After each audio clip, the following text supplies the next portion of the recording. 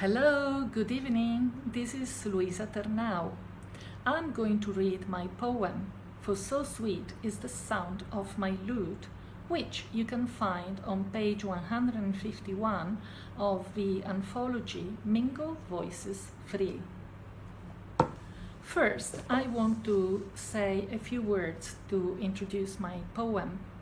I grew up listening to a lot of music being played on the lute.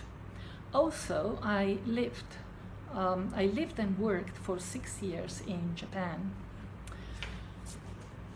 In this poem, reminiscences of a real geisha's interview are interwoven with a European medieval fantasy involving a beggar turned into a famous lute player, who is musing here on the perception of individuals' roles in society and on the toll that the pursuit of artistic creativity may take. So now I'm going to read my poem. For so sweet is the sound of my lute. With an icy look, she dismissed me, stating, "Most people are in need of society. Only a few by society are needed.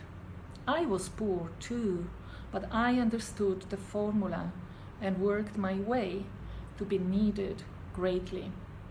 Cover your wound," she yelled.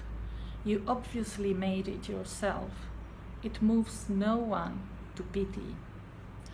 Thus, in my youth, I was harangued by a passing courtesan while begging by the main gate for me and my siblings.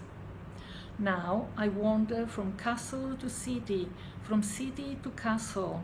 I play my lute in beautiful halls where rich tapestries hang from the wall, mostly obtained by the killing of many people that in life may have been needed or not.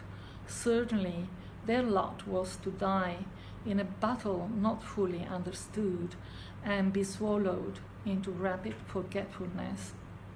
I do not sport a self-inflicted wound now.